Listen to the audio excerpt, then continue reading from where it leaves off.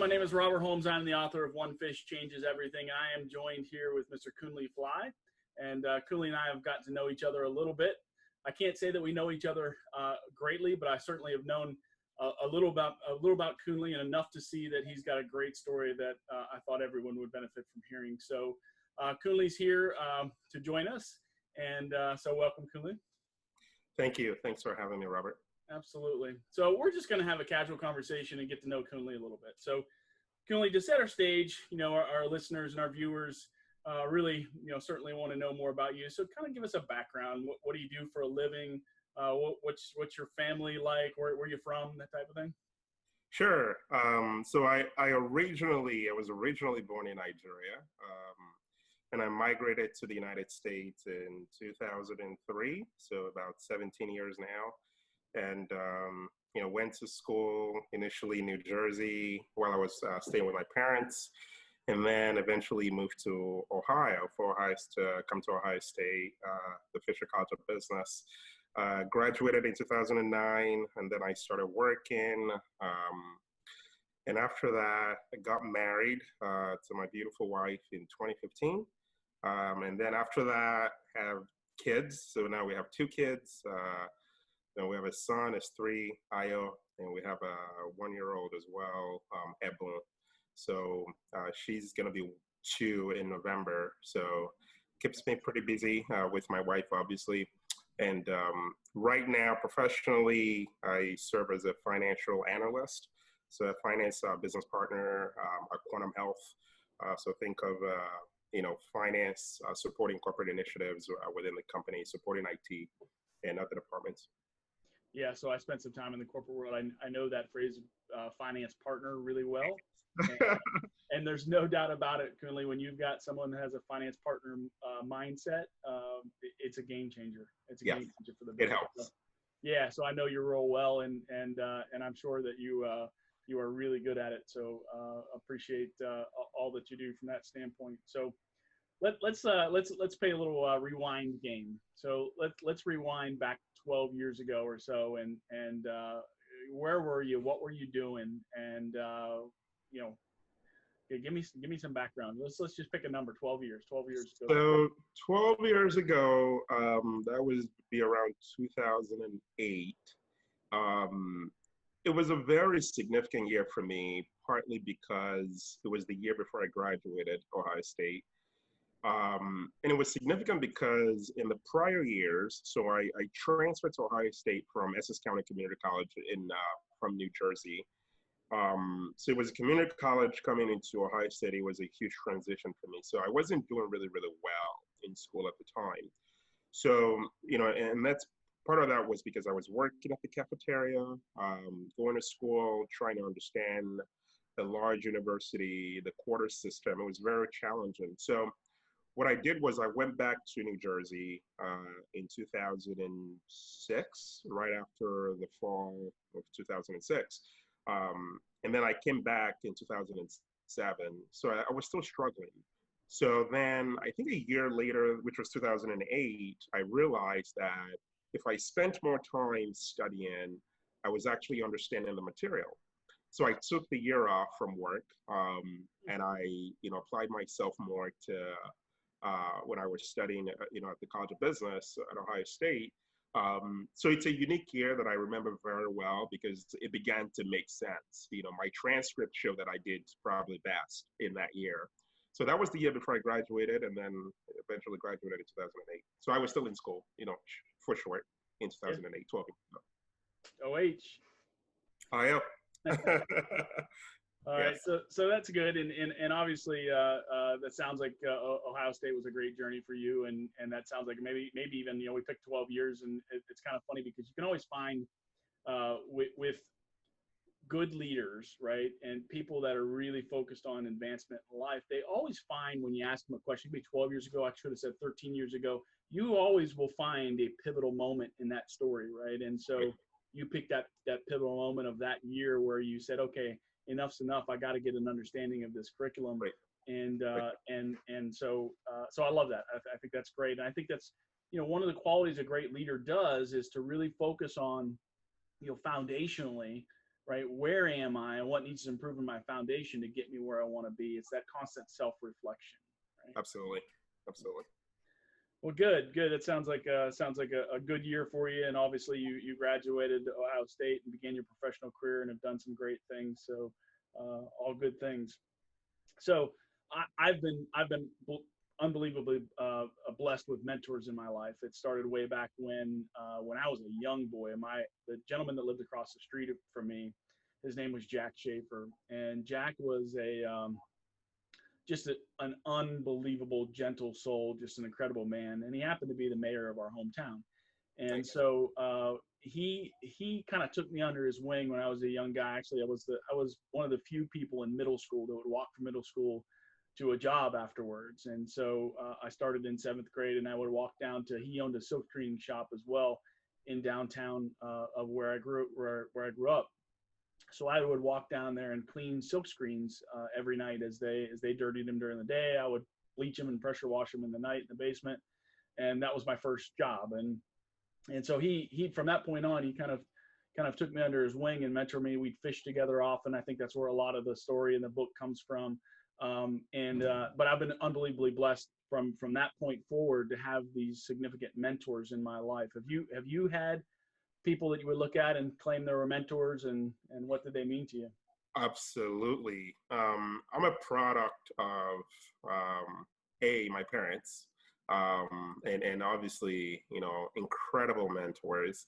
And the word mentor is very personal to me as well. I had an opportunity to lead a mentoring program for one organization that I still work in for young adults. I did that for a few years, so it's really really personal to me and really dear to my heart. Um, my pastor, my dad, my father-in-law, and also I have a professional mentor as well. He's based out of San Antonio at the moment, and they've really taken me, I think, to use your words, under their wings. To really help me, as I really grew and from college, graduated from college, and really begin life and start doing life. And there's I don't remember, I think it's All State, life comes at you fast, that has the tagline for their campaigns. And you don't realize that sometimes life does come at you fast. You graduate from college, sometimes you're unemployed, and you're trying to navigate the initial stages of work. You'll have a family or you're married. You're trying to understand, what does that even mean for me? Because these are things that I've never done before. So these men really, take the time to say, hey, Kunle, here's the way I would look at it. Here are some of the challenges that I'm facing in my own life. Here's how I handled it. Here's what I would do differently.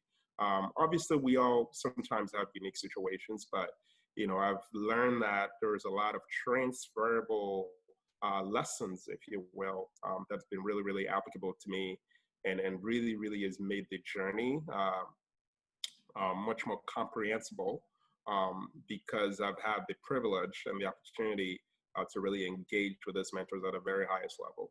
So Yeah, no, I know the feeling. yep. I don't know if you're like me or not, but I tend to remember one-liners from certain people. Yes. And I'll repeat them, and teach them to Yes. other people. It's like like a blessing that they gave me that I get to hand off to somebody else. Yes. Yes. My mentor in San Antonio, one thing he says all the time, he goes, "Hey, you cannot argue against good results." Yeah.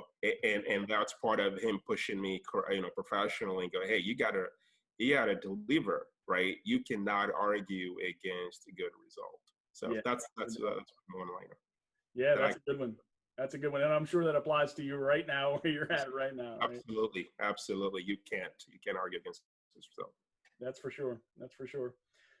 So what, let's go back to, let's not go back. Let's go right to where we're at right now, year 2020, which has been a fun year so far. Right? So, I'm exhausted. yeah, no kidding. So someone was saying the other day about, and I've heard the term over the years, often people say Zoom fatigue. And I'm like, what are you talking about, Zoom fatigue? I get it now. I completely get it. Yes. And so, yeah, I'm with you. I'm exhausted. I want to start Yeah. getting face to face with people again. Yeah. You know, it just feels different and it's better. But so of the year this year, what's been your biggest lesson this year? You know, what's that thing that's kind of set so far, right? We still have a lot of year left, but so far, what do you think the biggest lesson you've learned is? I think for me, for 2020, it's really affirmed something that I've held there to my heart for a while. Is you have to be guided by revelation, not just information. Um, if you're guided just by information, then information changes. I remember when I first moved to the US, and I would stay in my living room, in my dad's living room in New Jersey at the time. You know, I would see all this pharmaceutical company advertise, you know, all kinds of medications. And a few years later, I would see lawyers on the same network advertising because this medication were bad for people. And they've caused blood clots and all kinds of issues in people's health. In other words, the science, right, that was sold to everybody at the time was supposedly good, right? And then fast forward 5 years, 10 years down the line, it's no longer good. You know, the lawyers have figured out another study that suggests that this medication were bad for people. So there is a class action lawsuit. So that's information, that's science. And if we're guided by that, it's not perfect, right? If you look at 2020, if you look at 2019, you think, oh, great, 2020 is going to be my year. We're going to grow by 15%. I'm going to be married. I'm going to have 3 kids, you know, or 1 kid, whatever the case is. And then COVID happens, right? And then you realize really quickly that, you know what, that information, my desires weren't good enough. But rather, if I have revelation, right? I'm a person of faith. So revelation is really, really important. So if you're guided by revelation and you know that, you know what, I'm going into 2020, this is what God has put in my heart, right? I need to, you know, approach 2020 with cautious optimism, right? So when this happens, when COVID happens, right, I'm kind of prepared in a way, a little bit. I'm not overly scared, but I'm mindful that, you know what, God's got me. God's got my family. He's got my colleagues. He's got my business. He's got everything that has to do with me. And as a result, you know, I'm more measured, you know, how I react and respond to things. So if anything, my takeaway is affirming something that I've held it to my heart, which is be guided not just by information, but be guided also by revelation. So that's brilliant. It's brilliant, and I wrote it down. And thank you. You just gave me another one-liner to share with other people. That's brilliant. That's a really good, and certainly applies to now in a big way. Right? Is that with all this uncertainty, you've got to have something that, you know, is solid and consistent, and that you kind of hinge your horses to and say, okay, this is where I'm going. And I know I'm going there, and no matter what tomorrow looks like, I know what the future looks like for me because of my faith, right? Yep, absolutely. Yep. So what's the biggest challenge you faced in the last 5 years? You know what's funny? So my wife and I will be 5 years in marriage this year. Oh, good. Congratulations. So in December 5, December 4 and 5. So if I'm to think of the biggest challenge would be, how do I become a better husband? So that's been my biggest challenge. And I'm believing God. I'm work in progress. And I know that God is still working on me. He's perfecting me to be a better husband to my wife, a better father to my children. That would be my biggest challenge. Yeah, in the last 5 good years. for you. What a great challenge to have, right? Or a great I know. focus. I know.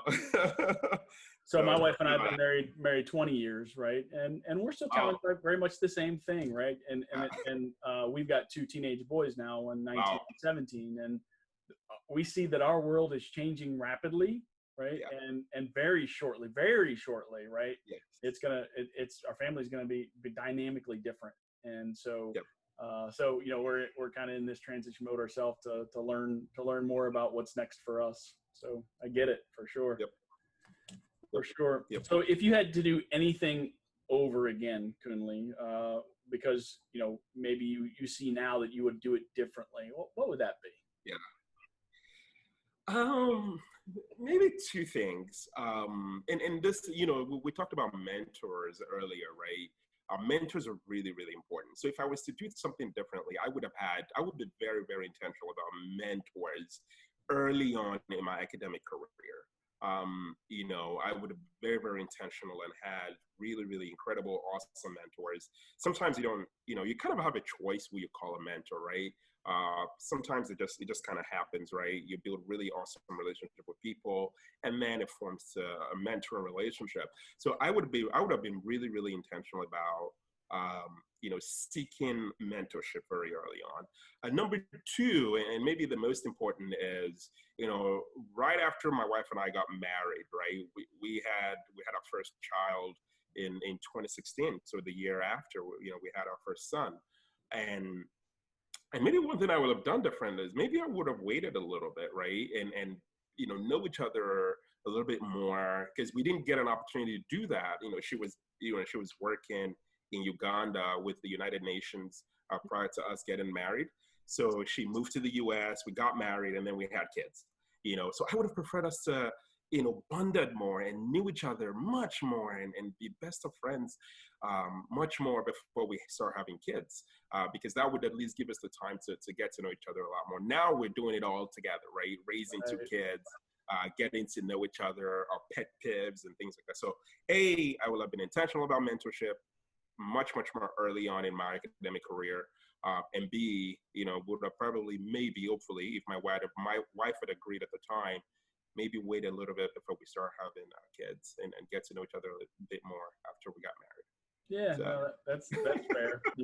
It's one of those things, because you really don't know what would have happened in that situation either, right? No. You really don't know. And so that's a funny question that I ask, because people will always go back and find something that they potentially would have liked to change, and I always have to look at it and go, okay, well, what did that really have changed? Would it really change anything? And so who really knows ultimately? Yeah. We always second guess our Yep. motives and our movement. So, which is good. It's healthy. Yep. All right. So, hey, look, I think this is this whole One Fish channel that we're doing here is going to be a really special show to a lot of people. I think people that watch it, will get inspired. And so I'm going to say that everybody that watches Kunle today is going to be changed forever because of what you're going to Amen. do right now. What are you going to say Amen. right now to change them forever? Amen. I'm rooting for everybody. I'm looking to be inspired more as well. And if anyone finds, what I'm sharing with you today inspiring, hey, please, share it with your friends, with your neighbors, with your kids. I'm definitely looking to always learn more. So. Yeah, good. So, hey, there was something when you and I were at breakfast, you were mentioning that your mom has come over here with you guys too, Yes. Which is another fun family dynamic, right? But obviously she grew up in Nigeria, right? Yes. And so there was a transition to the culture over here. Yep. Talk to me about where you are with that whole process. So that was an interesting process. And that happens with, I can speak for at least Nigerians or maybe Africans in general, right? When folks just move here to the US, there is, learning how to drive the American way, right? We have the ways we drive in Nigeria. So coming here, and generally people would, when people come to the US, they go, well, I've been driving in Nigeria before now. What do you mean I have to learn? I have to do a road test. I have to take a test. What are you talking about? And generally, when folks go for the test, right, both the written test and the road test, they kind of fail, initially, right? Because it's different. I remember taking the SATs for the first time, and I failed really, really bad. And my younger brother told me, said, you know what, if you'd just written your name, you would have gotten the same score. It was that bad. Yeah. it was that bad. And that's because, again, I have that confidence of, well, I graduated high school in Nigeria already. What needed to happen was for me to really understand, what the culture was like, what the school system was like, what the education system was like, what the exams were like, what language, what terms are used. So though that's really part of the process. So my mom had to learn what those new terms were, right? Um, for example, in cars in Nigeria, we don't call it, can you pop the hood? We don't say pop the hood. We say open the bonnet, right? So Right. it's completely different. So pop the hood, right? It's not open the bonnet. It sounds different, but it's exactly the same thing. So really learning the terminologies, but of course, learning how to actually drive. So that was an experience in itself. I recorded most of it. I was very, very frustrated, but finally she passed. So her, passing a road test, going through kind of like a home health care nursing school for like I think 2 to 3 weeks to actually get acclimated into, okay, what does that mean, home health care, right? What do I need to learn? What do I need to do? How do I provide care professionally? So while she was going through that process, I learned as well, as a nurse or a nursing assistant, anytime I went to administer care, you have to, call your patient by name and tell them what you're trying to do. So she was literally practicing those things. It was really interesting. I was like, wow, this is cool. I was very It's proud very of her. cool. Yeah. And then she watched Judge Judy a lot. That's her favorite show. So she became so legalistic for me. I mean, there are times she wouldn't want to say things because, she would quote, Judge Judy and say, oh, Judge Judy said, if I say that, I'm technically admitting to it. I go, what are you talking about? We're family, bro. so, I love you know, it. so Judge Judy experience it was a great show, by the way, to help really the transition, to really understand the culture, her going to school, and obviously the driving test. So those were really moments that I can't forget. It's with me now, and I'm sure she loves those moments too. She looks back and she's really appreciative of that transition, and she's doing good for herself now. Working, drives her own car, very independent, and goes to work when she wants to, and those kinds of things. So Great. How long has she been here now? she moved here in 2013, so about 7 years now. Oh, great. Yeah, that's excellent. That's Yeah, excellent. yeah. So let me ask you a question. If you and her go together somewhere, are you driving or is she driving? I will drive. She wouldn't drive.